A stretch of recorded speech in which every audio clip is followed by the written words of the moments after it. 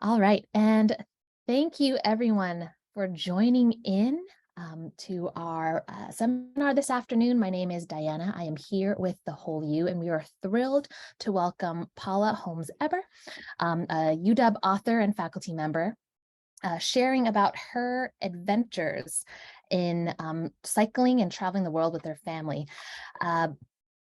Uh, Paula Holmes-Eber is an affiliate professor at the Jackson School of International Studies. She bicycled around the world with her family to raise awareness and funds for clean air and asthma. The family returned home after traveling 24 countries and 14,931 kilometers, raising $65,000 for a nonprofit organization they founded, World Bike for Breath. This past June, the Ebers published a book, Breathtaking: How One Family Cycled Around the World for Clean Air and Asthma. Today, she is going to share a little bit about her story and also share about the benefits of sharing these adventures and of travel with your family. So without any further ado, I'll go ahead and turn things over. Thank you so much, Paula. Hi, everyone. This is really fun for me, especially since it's my own UW community. When this book came out, actually, I was thinking, oh, well, it's not really an academic book, but I am an anthropologist, and the trip was very anthropological. And I think that it fits within both academia and within the wellness program. The title to talk, The Benefits of Adventuring as a Family. I want to start out by saying that when we cycled around the world, I didn't think about any benefits. It was not the purpose of adventuring. But there are many benefits, and I want to kind of, the talk today will outline some of the ways that travel together, whether it's by bicycle or just to a foreign country, builds a lot of important skills within a family, all of which we learn, the backwards way. And I want to start out by saying that you don't have to camp and bike to have these benefits. But it was very interesting. My undergraduate degree is in psychology, and one of the studies that I found fascinating that was brought up by Gary Smalley in some of his work was that people were trying to understand what makes families successful and what brings them together. And a strange thing came out of the research was that camping seemed to be a common pattern among many families that did well together. And what it is not that camping per se and staying in a tent and being cold and wet is necessarily going to make you a happier family, but that the action of taking on a challenge as a family and doing something a little out of your comfort zone and requiring your children to do more than be passive recipients of parenting, but being active participants in the activity builds a lot of skills. And so you don't have to camp. You could go sailing together as a family. You could travel to a strange country where you're trying to make decisions. I've put a little picture up here. There are many different models of resilience and what goes into resilience. But they all carry similar features. And I'm not going to go through all those. We'll kind of bring them up as I talk today. But one of the things about traveling and adventuring as a family is that you are forced to deal with problems, do a lot of problem solving, and the experience of solving them gives you confidence and other abilities like the ability to adapt and be flexible and work with other people, all of which are predictors of positive family relationships. Now, you don't have to venture as a family, as an individual. These things will also be the case. As you can see on the left here, there's a very odd picture. Sadia is here and her husband speaks Japanese, so maybe he can actually tell me what that picture says. Our family cycled around the world. I'll show you a map, and we definitely had lots of problems, and we definitely had many opportunities to work together to figure things out. This picture is of a moment in Japan. Those are our two bicycles we used. We were on tandems and the girls were on the back. And we had been cycling along the coast of the island of Shikoku, which was very urban and very heavy with traffic. And we were pretty tired of this. And we had this brilliant idea that we were going to climb over a mountain pass, go into the middle of the island, which should be much more rural according to all of our information, and then pop back out again on the coast later. So we would have a nice, quiet biking day. Well, we landed in the middle of the island. We didn't pop back out on the coast. We actually came down another 3,000 feet, and just as sun was setting, we were stuck in front of these signs, which we have no idea where we were and what we were doing.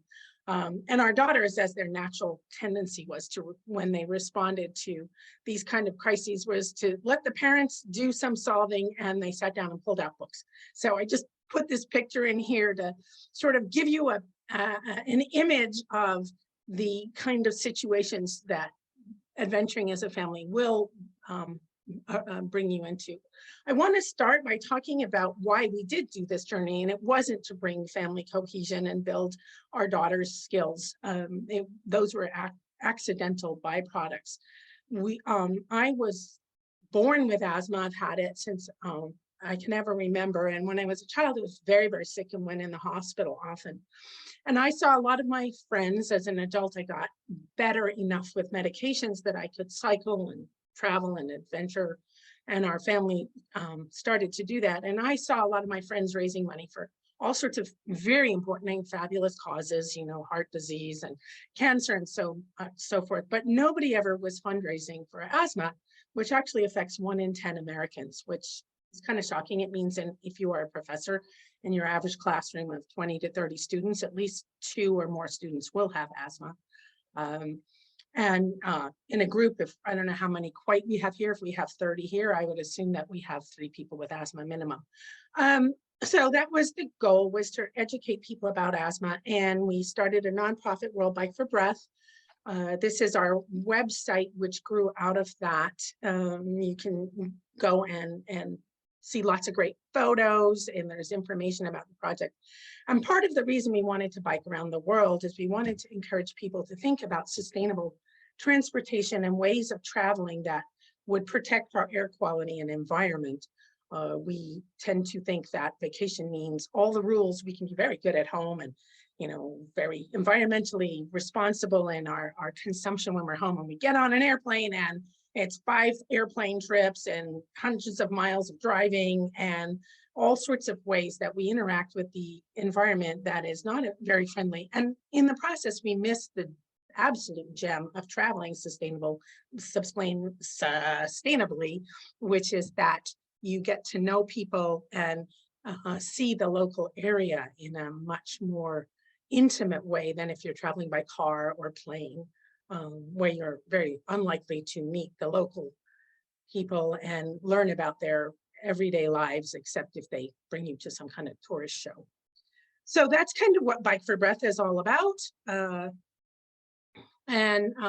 just want to go through our cycling route a little bit, what we did and how it happened, and then we'll get to the fun part of the photos and stories. As was mentioned in the introduction, we cycled a full loop around the world. The little blue line as we flew from Washington, D.C. to Greece. Our goal was to end in Washington, D.C. because this was a fundraising ride for asthma. We got friends and family and major sponsors to sponsor us per kilometer traveled. Kilometers are nice and shorter, so you get more money. But also, except for the United States, essentially everybody in the world counts in kilometers. So it's really stupid to be biking through a country where all the signs are in kilometers and you're always converting to miles. So we reported our journey in kilometers. Our daughters were very adamant, since we were all being followed on the internet and we had blogs and so on and so forth, that we absolutely had to pedal every kilometer. We couldn't cheat. They made the rules up. It was very interesting. The rules were no buses, no cars, no trains, except for the Trans-Siberian across Russia, which we had already planned on from the beginning. So the loopholes where we could fly over oceans and we could take boats over oceans, because it was quite clear we weren't going to paddle or pedal through those. So what you see here is all on the ground by bike, except for across Russia, as much as possible. And we took as very few planes as possible. So we started in Greece, went over to Italy. The list is here, but went through Europe. We were going to go along the coast of France because I didn't want to go over the Alps because that seemed kind of tough and hard to drag kids over the Alps on a bicycle. But we had a terrible heat wave. And so the first immediate flexible decision-making issue became, oh, this isn't working. It's 100 and more degrees every day in Italy and we're dying. And since we could not take boats or take trains, or I mean, we could take a boat, but we were in the middle of Italy. You know, we were kind of stuck as to how are we going to solve this? And we decided to go, well, you know, Austria is a lot colder, so you know, about 80 degrees instead of 100, and we just decided to go straight over the Alps. Went over the Alps and through Austria, Germany, through the Netherlands. Because that's what that funny hook in the map is. Because we had missed France, Anya and Yvonne were very adamant that that was not fair. They had to see France because that was one of their favorite countries they wanted to visit on the route. So we did this kind of detour and went to England and France and back again, and then continued on our way across the Baltic states through. We stopped up in Sweden and then Poland, Latvia, Lithuania, Estonia. When we got into Russia, we took the Trans-Siberian across Russia to Mongolia. We got off in Mongolia, and that's what that funny little line is there. This was not by bicycle. And then continued pedaling once we got to China, over to Japan, Taiwan, Hong Kong, and then a section of Australia. And New Zealand isn't in this map because it got cut off. But then, so New Zealand, Tonga, and across the US and Canada for the finale. As it says here, we raised almost $65,000 for asthma and clean air for World Bike for Breath. You may want to know that one of the big donations we made was to Teal Hallstrand, who's a doctor at the UW Medical Hospital, who was doing research on asthma, and our funding went partially to support his research. So it went local. Another thing that we're really proud about is that we were able to talk about asthma and clean air in over hundreds of newspapers and radio and TV interviews around the world, which was very important for us because the goal was to get people to think about asthma as something that is an important disease to fund and be concerned about. There's a mention about our book, so it took a while, but we finally got our book Breathtaking completed, and it came out this June with a falcon. And of course, to celebrate that the book came out, we decided, well, we had to do a book tour, but it couldn't be by car because that's not sustainable. So we had a very fun tour. It started July the 4th this year. We left our front door literally on Bainbridge Island and pedaled south to San Diego, and along the way, we stopped at REI and Patagonia stores. They were our sponsors, and gave all of our talks by bike. It was a little more challenging than I had imagined to camp, pack up your tent in the morning, bike 30 miles to your talking destination, sort of wash off in the bathroom, give your talk, and then at 8 p.m. after the talk was over to continue on to your next destination. But we did it, and it was a lot of fun, and I think people really appreciated the principle of trying to actually do a sustainable bike tour. So that's sort of the background. Let's get into the fun part, the story, the actual details of what we did. So we began in Greece, as I said, and cycled through Western Europe. And immediately within a few days, the first thing that became quite clear was that we needed to build teamwork skills. We had a family of 4 very strong-minded people. Yvonne is at this time, in these photos, she's 11, Anya's 13. And we struggled for several months to kind of find a way to work together as a family. You know, we as Americans, we are very independent, and our families tend to scatter in all directions, and we don't spend a lot of time together working out things. Often, you know, kids are in their room on their computers or doing homework, parents are, wrapping up the day, or we're at work, or we're shuttling kids to soccer games or something like that. So the number of hours we spend intimately with each other solving problems or working together is not really high. And we ran into that. We had biked a lot as family before. We biked down the Oregon coast twice, and we'd cycled through Alaska for 6 weeks. So it wasn't like we hadn't had any of this experience, but it became a lot more intense when you realize you were stuck with these people for 16 months. Quickly, we learned that. Then that's why it sort of seems paradoxical that teamwork goes with independence and self-reliance. And one of the things we really learned very quickly is that everybody had to have jobs, everybody had to be a participant, and the team would work together, but each one of us would do our own parts. So our daughters put up their own tents. We had sort of the Lorenz and Yvonne would be the cooks, and Anya and I, we each put up our own tents and took them down each morning. And they had their own responsibilities that way. So you can see the camping setup up there. We camped probably 5 out of 7 days. And every, 1 to 2, days a week, we would get a hostel or a hotel, which was the big treat for everybody. Camping in Europe and around the world, the United States has amazing campgrounds. The rest of the world is harder. There are some good countries. Japan is actually very nice to camp in, and so is Taiwan.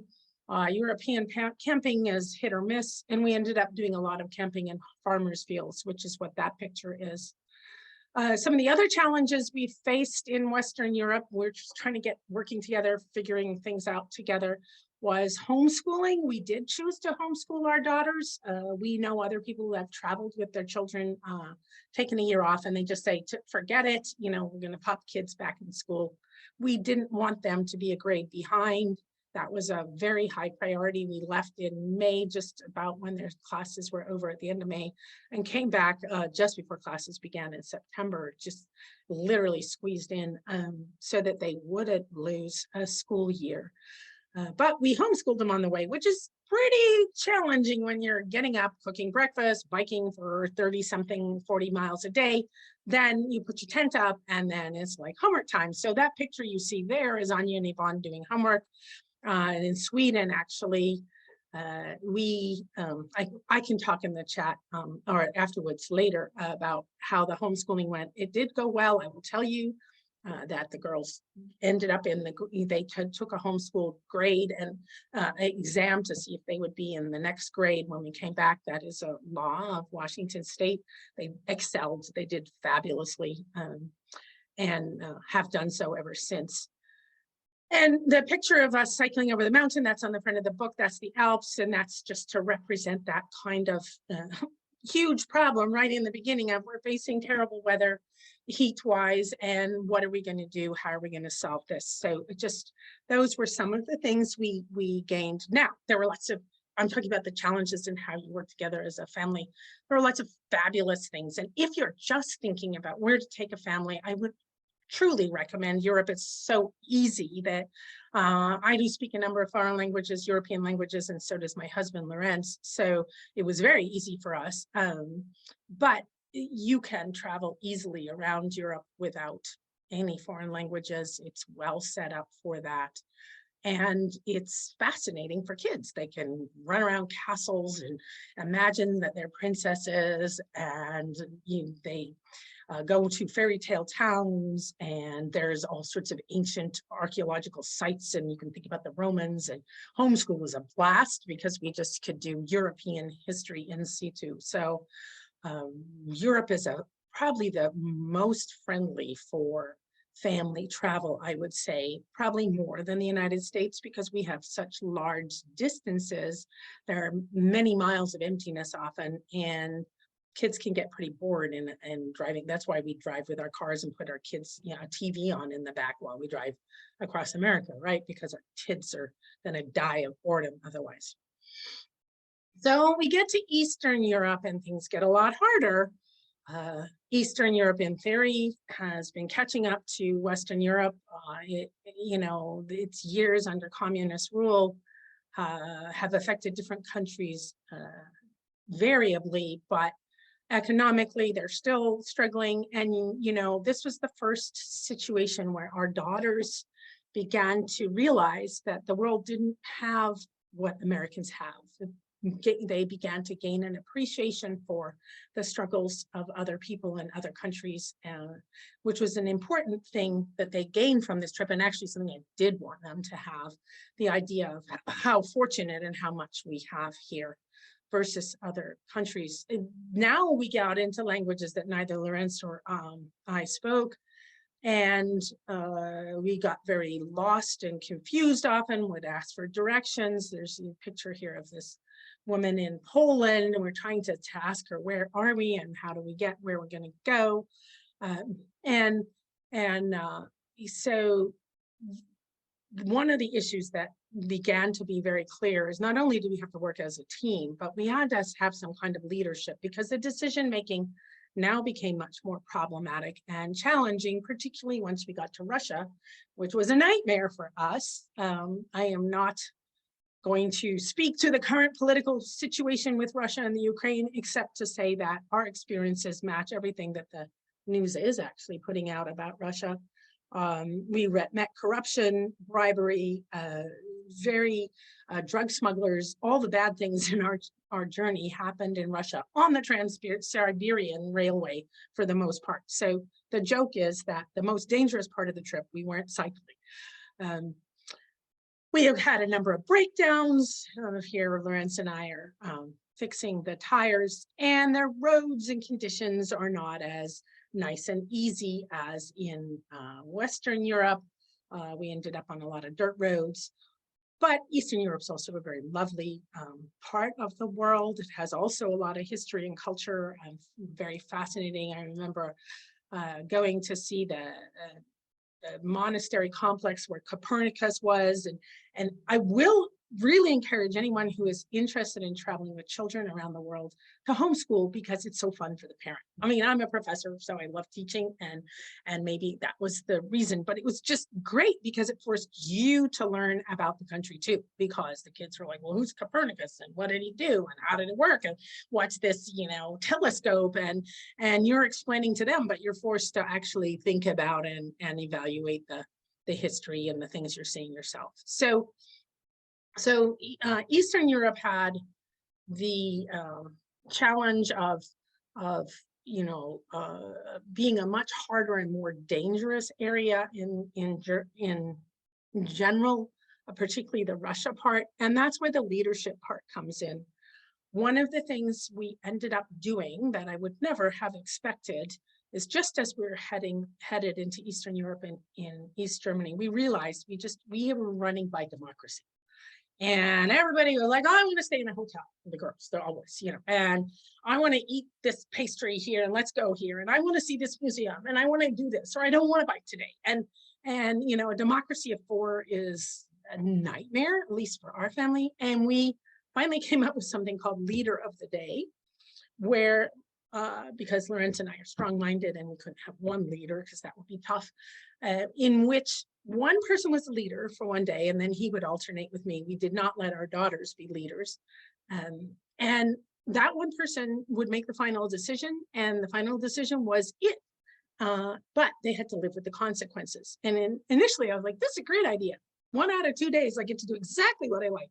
And really, it doesn't work that way. If you're a genuine leader, 1 out of 2 days, you are responsible for what happens. And if you're running into drug smugglers on the Trans-Siberian Railway, that's a big responsibility. If you make a bad decision, it could go very badly, and it's very clear whose fault it would be. So learning leadership and decision-making was something that neither Lorenz nor I had expected we would do, but became an essential part of our success in being able to bike around the world. One of the things I do want to point out is that children learn by observation.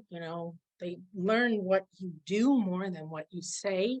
And watching them, having them watch us struggle and having them see how we made decisions was very important for them to learn how to be leaders as they are now young women.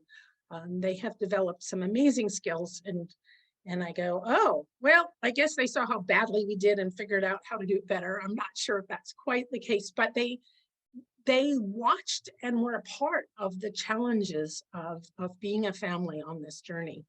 And I think that, sometimes we try to hide all that as if, not that they learned the nitty gritty of every argument I had with my husband, but that, we want our children to have this fairy tale image of the family, and they don't get to see the process of struggling with the outcomes. Anyway, we did make it through Eastern Europe. We were very happy finally to get into Asia. Our first arrival location was Mongolia. That's a Mongolian gur there, sometimes called a yurt. And in Mongolia, we did take a Russian van. That was the one country the girls were like, we either skip Mongolia girls and just go straight on the train to Beijing, or we're going to have to do something besides cycling, because we quickly realized Mongolia has very few real roads and very little water and towns, and that it's not a place to take kids on a bicycle.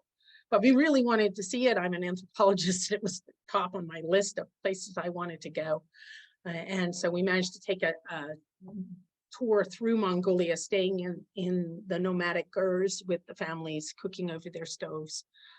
I think this was where it really became apparent to Yvonne and Anya how different cultures can be, how different life can be, because they would stay with families with children their own age and realize these children often didn't go to school, or it was a great hardship for the family to go to school. They would have to go away to a boarding school. But the kids would get on horses at age 4 and were amazing riders and had other kinds of skills. An extraordinary country, and I think one that was indelibly imprinted on our minds as a family. As we continue to cycle through Asia, we don't read any Asian language, scripts, and we don't speak any Asian languages. And we ran into the challenge, as that sign shows from that picture there, of not knowing where we were. Things have gotten a little bit easier since this journey. And there was Google Translate, but Lawrence and I literally, after we cycled down the coast to San Diego, we had a couple weeks left. So we said, I've been wanting to cycle South Korea for a long time. We said, well, it's sort of on the way. You're going to go west and north and then up, and you'll be back in Seattle in no time. So we cycled through South Korea just a month ago, and which is, the events there make me very sad having been there. But it's not easier because, we even had like Google Lens, and you take a photo of a menu, and the menu would tell you, the photo would tell you what the menu said, and it would be something like aquarelles with brown sauce. And we're going, what the heck is aquarelles? So it helps a bit, but if you're not able to read foreign scripts, it creates a lot of family discussions, very entertaining at times. But so learning to navigate otherwise, especially when your GPS doesn't necessarily work, or was a big challenge. And so Asia became a big place for us to learn to be adaptable and flexible. Things frequently didn't work out. We ran into some very strange experiences on a bicycle without foreign language skills in Asia. We slept in a Japanese love hotel by accident. We were looking for a hotel. It was affordable. We didn't quite understand why we couldn't come until 11 at night, but it was the best price. So we came back, and Japanese love hotels aren't just for prostitution. They're for families and couples that need some privacy. There's a very funny story in our book about the love hotel and how we realized we were in one with our daughters. We ended up in a bathhouse and spa in China, and not expecting to do that. And there are all sorts of rituals we were not expecting. So the wonderful thing about traveling by a bicycle and independently like this is you truly will experience some of the ways of life of people in the area. But you may not be expecting it, and you may not quite understand what you have landed on. So they make for some pretty funny stories. So adaptability and flexibility were high priorities. Tolerance was, of course, something that we have always wanted to teach our children. As an anthropologist, the idea that it's important to respect and appreciate other cultures was big on our priority list anyway before we left. I'll talk at the end a bit about what Anya and Yvonne are doing now, and I'm more than proud of their cultural understanding and appreciation and ability to work with other cultures. It's amazing. And it's good. Bring your children to strange places early, because then they don't have fixed ideas of what other people are like and have to overcome those prejudices. We hit a snowstorm in Beijing. That's what that picture is on the left. So again, how do you, it was not supposed to happen. We were in Beijing in the beginning of November. We didn't expect a snowstorm to occur, but we hit one. So we have, again, had to be flexible and solve problems in unexpected ways. So we'll get to now the Pacific. This is Australia, New Zealand, and Tonga. And the hard part was we actually were very excited to get to Australia. Like, hooray, we've been through some 22 countries, I think, 21 countries that don't speak English except for England as their first language. And so we had spent a very long time without English speakers as our natural language. And for the girls, that was a big challenge because they wanted to play with other kids. Again, kids are incredibly creative. They can figure out ways to play with dolls and all sorts of stuff without a single mutual word, which was amazing for me to watch. But we were very excited to get to Australia because it was English. The signs would be in English. The foods we would be able to order in restaurants and recognize. We didn't eat out that much, but even going into a store in many Asian countries, you'd look at the packages and go, I won't know what we'll be making from this package. Let's give it a try. So there was a lot of excitement about landing in Australia. Plus, Anya and Yvonne wanted to see kangaroos and koalas and all those things. And the biodiversity there is magnificent. However, Australia is incredibly hot, incredibly dry for a large area. And we were there in their summer. It was deliberate. So maybe it's nice and cool in their winter, but it wasn't when we were there. And the section we chose to cycle was dreadfully hilly. So it was probably the physically most challenging part of the journey. And I say that over cycling over the Alps, over cycling over a lot of the mountains in Japan, over cycling the Rockies, which we cycled in the Cascades, which we cycled over in the US. I'll take a mountain over that any day. This up and down is the most torturous kind of cycling. And there's a picture of Lorenz. We had literally run out of water. We're in the middle of absolute nowhere in the bush, and there's this horrible hole. And he's like, okay, we're going to throw a lot of iodine into this bottle, but we need some. So the physical challenges of Australia were quite hard. And that's something else the girls learned as we just kept going. We didn't push like crazy and do hard miles and injure ourselves, but we just kept going. And I think that is a skill that, probably a top skill to give that to your family, to realize that, nothing lasts forever, no matter how awful it is, whether it's COVID or war. I teach about war in the Middle East, that being able to push through and just keep going is an important part of coping with life. There were good parts. We went to, on the top picture there is New Zealand. New Zealand is stunning, probably one of the most beautiful places to bike in the world. If you're wanting suggestions, I can give you tons. And New Zealand was delightful too, because our family is Lord of the Rings fans. And we found out that you could visit the sets of Hobbiton and all these other places throughout New Zealand. So we did follow all of that on our, we did a New Zealand tour of the Lord of the Rings, essentially. But Yvonne managed to break her foot in the middle. She was having a race, not on a bicycle, no falling off. Everything that went wrong was not on a bicycle.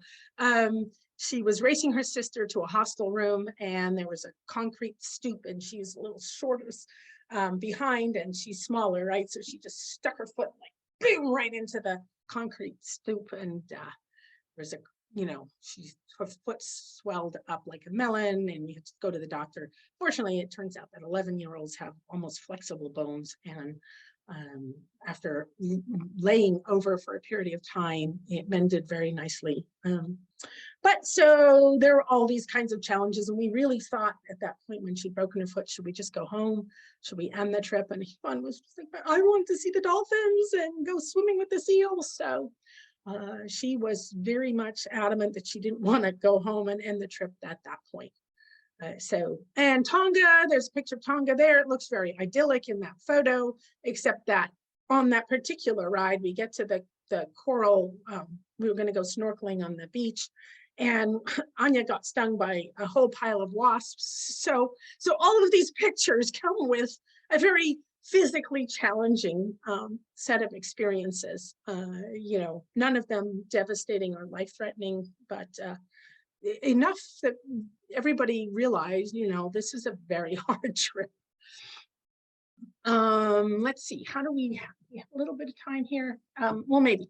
And I'm going to talk about North America, which is the end of the journey. So we came in, visited Seattle, went down to Astoria, and started cycling across the US along the Lewis and Clark Trail. A large part of our journey, the goal was to go places that were interesting to our daughters. Australia, we went to all these wildlife refuges. The girls could, they saw the penguin parade at Phillips Island, where these like hundreds of penguins come in every day to nest. We saw kangaroos hopping across the road all the time. There were other places where they were able to see echidnas and platypus and koalas and things like that. So every part of this journey, we tried to fit it so that there would be something of interest for them that would make it appealing and also easy to homeschool. So the journey across the US, the goal was to follow the Lewis and Clark Trail. So we started in Astoria and followed their route all the way to North Dakota, then there in Fort Mandan. And so we learned all about their journey. We read their journals. We had this marvelous book called Lewis and Clark for Kids. And the book would have letters written by Lewis and Clark. And it was very fun for the kids to kind of say, oh, here they were doing this. And Anya was collecting and pressing bitterroot plants for her. She had a leaf collection, a botanical collection, was trying to be sort of like them. And so it was very fun for us to sort of create this educational experience where they were following Lewis and Clark as Lewis and Clark did, because they camped along the route. In fact, there's a place where there's the Yellowstone forks off the Missouri River, and Lewis and Clark wrote in his book right then and there, mosquitoes, very troublesome. And we were camping in the same area and being eaten alive by mosquitoes. So there was kind of this feeling of we're in their footsteps. So the left picture here, we're following the Columbia River eastward towards the Bitterroot Mountains. And that was a very fun part of the trip. North America became a different problem that we had not anticipated, well, a little bit, but we paid for this journey. The World Bike for Breath was a nonprofit organization. The goal was to raise money for asthma, not to pay for our journey. They did pay for our health insurance, but we had been hoping there would be this great sponsor that would cover us. And that didn't happen. So we ended up refinancing our house to pay for the journey, but it didn't cover the journey enough. And part of the challenge of going across North America is we didn't quite have the funding we had hoped to have. And we're pretty anxious about being able to afford to finish it. And so there becomes one last set of skills that our daughters and our family sort of built together was that, you know, there had to be this faith that we were going to solve the problem somehow, that, you know, we had various big sponsors, REI, Patagonia, T-Mobile. Burley was a family cycling company. It's in Oregon. And Burley came through with a very big donation, which really helped out. Because they, you know, wanted to help us finish the journey. So, but there was a lot of ambiguity and not really a lot of clarity about how we were going to finish this journey. And we, you know, had to rely on the belief that it was going to work out, that we would succeed. And that is one of the key features of being, you know, having some form of resilience, is that you believe that regardless of how bad it looks right now, it's going to work out and you'll be able to solve whatever crisis you're facing, and that it will get better. Part of that, you see this middle picture, that's us in North Dakota. We had dreaded North Dakota. I was like, oh my God, I think North Dakota is flat and boring and we're going to die. And it's going to be the worst part of the trip. The worst part of going across the US, and probably the hardest from a mental point of view, was actually Eastern Montana. The wind was against us. There were bugs and it was hot and burning. And there were so many terribly poor reservations. It was heartbreaking to bicycle through them. And by the time we hit North Dakota, we just got on the ground, I'm like, it's green and there are hills and it's beautiful. So that sort of represents optimism to me. There was, plus Montana is huge. It just won't end. I mean, we just like, when is the state going to end? We know, like, when we cycled down the West Coast, that California was going to be very long, but somehow I had not prepared for how long Eastern Montana would last. We did make it to Washington, D.C. That's our family. And the very last day, standing in front of the Capitol, we, as was discussed before, we managed to raise $65,000 for asthma and bring awareness in all 4 continents and in numerous newspapers about asthma. So we felt we did a pretty good job, and we're very, very proud at that moment. So just to sort of recap and circle around to the beginning here, and then I'm going to let Diana open it up for questions, is that adventuring with your family builds lifelong skills, okay, and the ability to cope. These are all things that we gained from this journey, none of which I had planned on, something that I look back and I say, yes. Does it make you better than someone else? Or like, did our family do better in COVID? Well, I think it depends on what you're suffering from. Our family had a lot of bad losses. Quite a few people died. It was a hard few years for us. But I think that in the end, having gone through biking around the world, you know, whenever it was really terrible, I would say to myself, we made it around the world on bicycles with 2 kids. We can do this. And I think that's an important thing that you can give your family if you go to a strange country and come back and say, we survived, you know, going through Japan and the food and the different culture, and we actually had a great time. And you have something to go back to and say, we did this all together. We can do it again. There's an ability to view yourself capable. So last 2 slides here is, I'm sure a lot of you are, where are our daughters now? And I get to be the bragging parent. This is a sample of one. I'm an anthropologist, but I also do statistical research, and I am in no way going to say that every family that bikes around the world is going to have successful outcomes. I don't know that that's a statistical possibility. I just want to say that in our case, the biking around the world led to some things that mattered very much for me as a parent raising my daughters.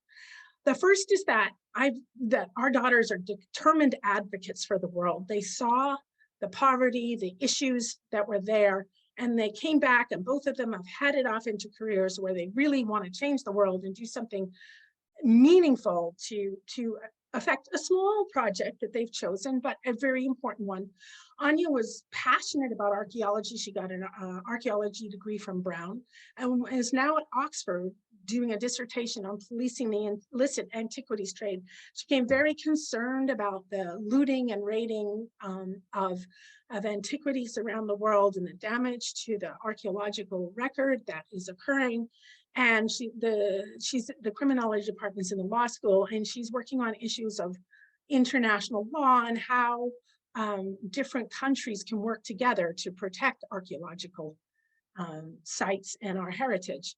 And she wants to continue that work. She's been doing some work stints at the UN, and that's where she wants to be. And I'm just couldn't be more excited for her. Yvonne had got a degree in nursing at UPenn, and is now back getting her pediatric nurse practitioner degree, focusing on global health. Her dream is to go into advocacy and protection of children and health interventions at an early age, and policy making. And again, she's very determined. She saw children who were sick and poor around the world, and her heart is very much into assisting in programs that will address global inequities for children around the world. They're also intrepid cultural travelers. I mean, I guess after that, how could they? Well, they could have come back and said, I never want to see another country again. But they didn't. Yvonne's worked in Ghana, and she spent 2 years working for the Nooksack tribe in Washington as a nurse. So she really knows what she's saying when she wants to work with minority groups. Anya has been a big outdoor adventurer, and she's paying for her degree at Oxford by leading hiking, biking trips in Europe for the outdoor company Backroads. I will note that Backroads is a 5-star company. You stay in very fancy hotels. She kind of decided that maybe the low level travel isn't for her. No, she does camp and hike too, and backpack. But she enjoys staying in 5-star hotels at the end of her day's hike. So our families continue to go on many adventures. There's pictures of us there in Scotland, in Iceland. We bike through Iceland, Vietnam. The most recent trip, Lawrence and I were in Korea. So we didn't stop there. So I'm gonna stop sharing now and open it up for questions.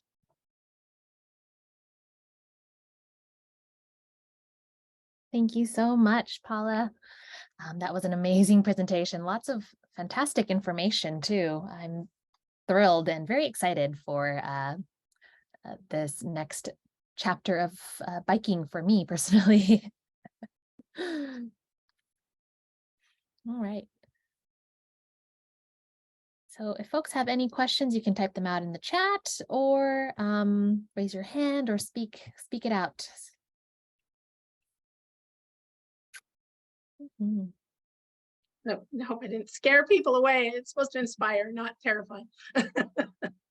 Hi, Paula. That's a really great and inspiring presentation, and I'm completely envious. What I was wondering, one of the things I was wondering is how you were able to maintain your job while taking this time off. Well, I took a 1.5 years off from the U. We left just the end of spring quarter and got back just before the fall. So we did not have, but I mean, being in academia, we have room for that kind of thing. So we're very lucky. My husband was probably the more challenged one. He's an engineer. And at the time he was working for the city of Bainbridge Island as a capital projects engineer. It was a nonprofit purpose, and the mayor of Bainbridge said, this is really cool. We want to support you in this. And they held the job open for him for his return. So not to say everybody will have that experience, but I think we somehow think if we're going to leave and try to come back, that won't be possible. And I think particularly now in the current job market, not that I want to encourage everybody to UW now to take a year off. We have enough challenges, I think, with finding employees, but it's very possible. And the bigger problem was, of course, financing the trip while we didn't have a job, because while we got leave, we got unpaid leave, it wasn't paid. So that was hard.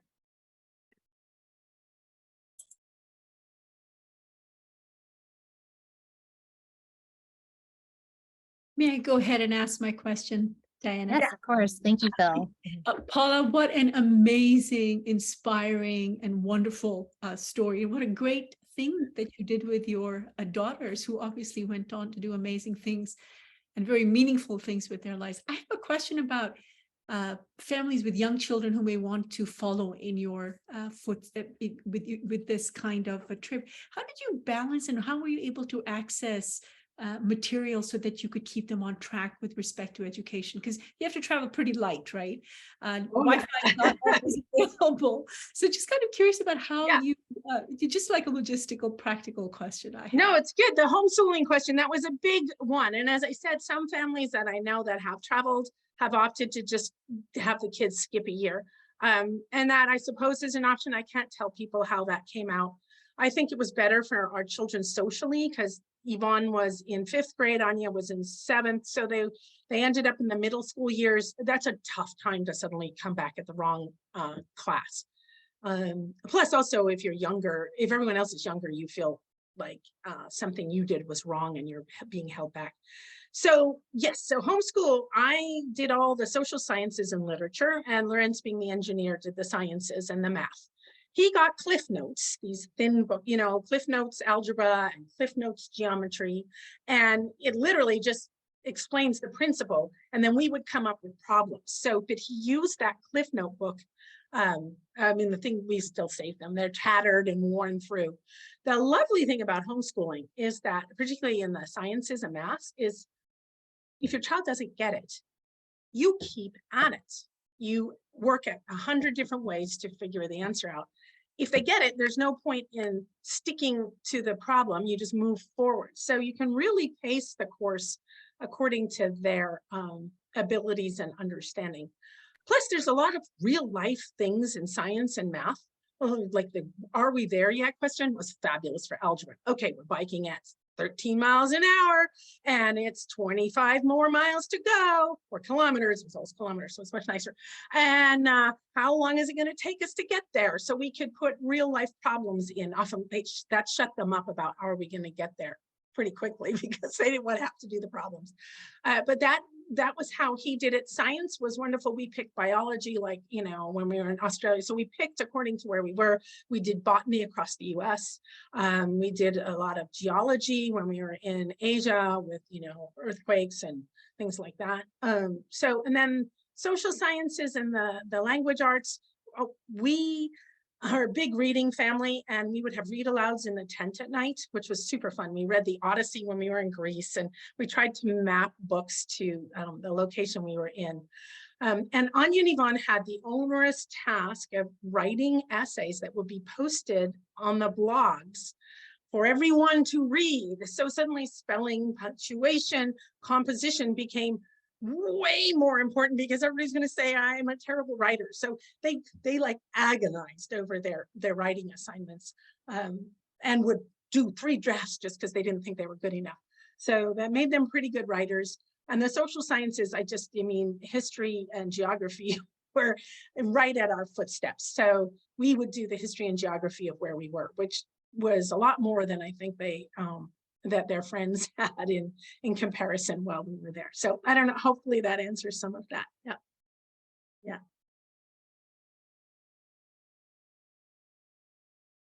Thank you. And we did get a question in the chat. Emily asks, were there any issues with wildlife at all, such as bears in Montana?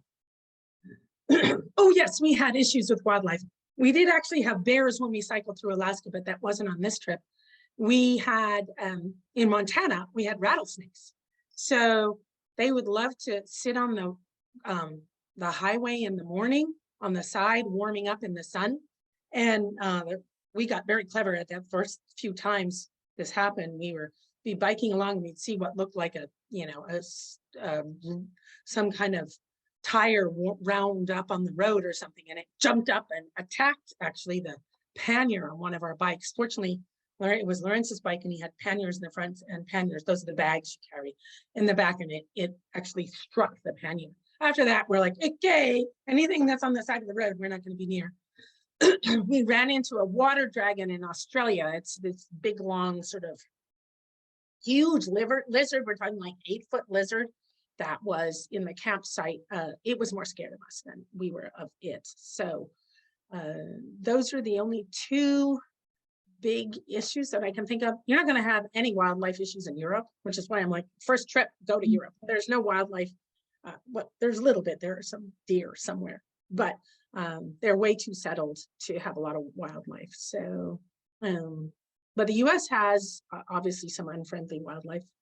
Oh, and Anya got bitten by a poisonous mala cow in Tonga. It's a centipede that it looks awful. It's like 6 inches long and multicolored, and crawled into her bed and bit her.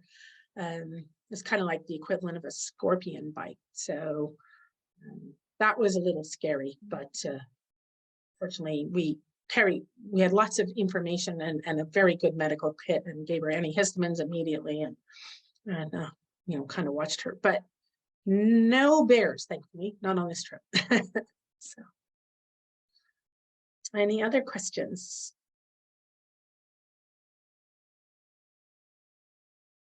I had one. I was just curious, how often did you check in with your sponsors or folks following you? And I am curious, like how you stayed on, like, in connection with folks along your journey.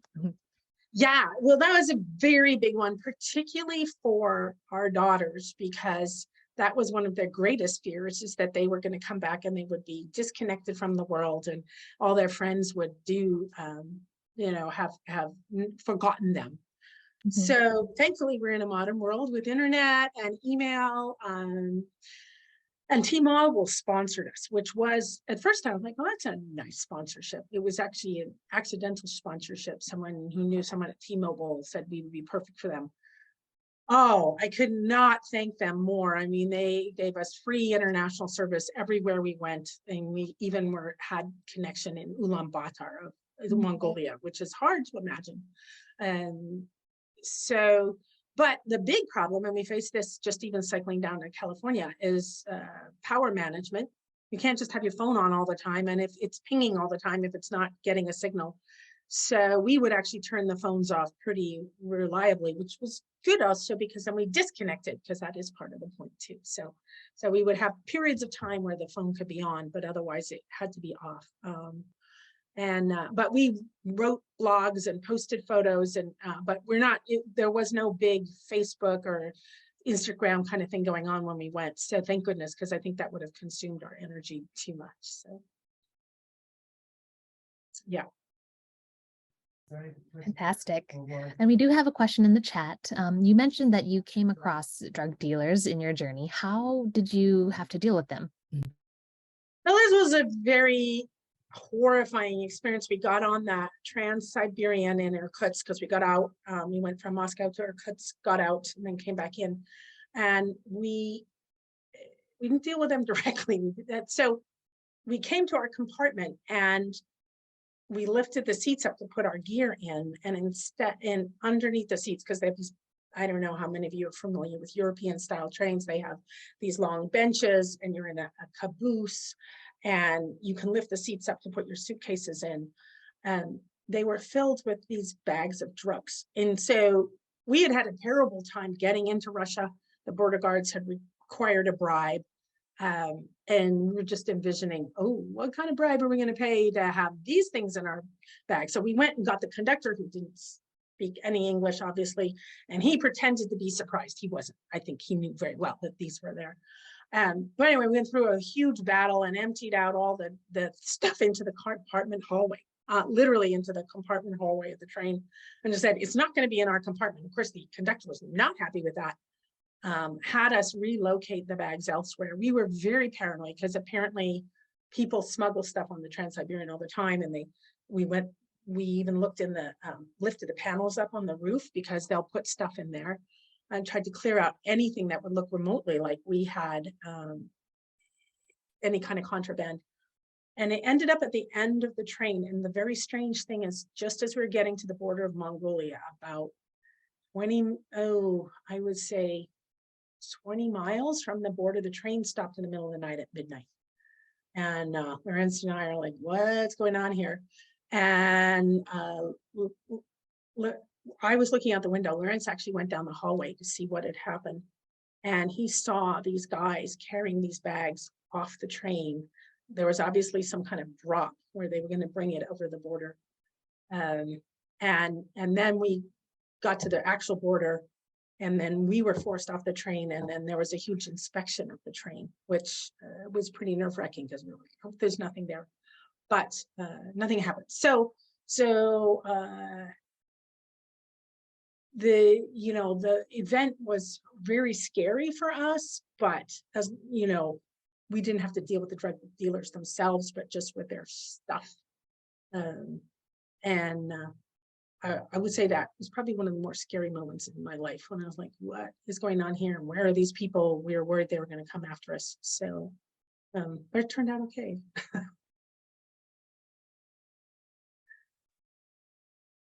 Wow, yeah, thank you for sharing sharing your story in that journey. And I'm sure there are more details in the book that we would have to uncover. Right.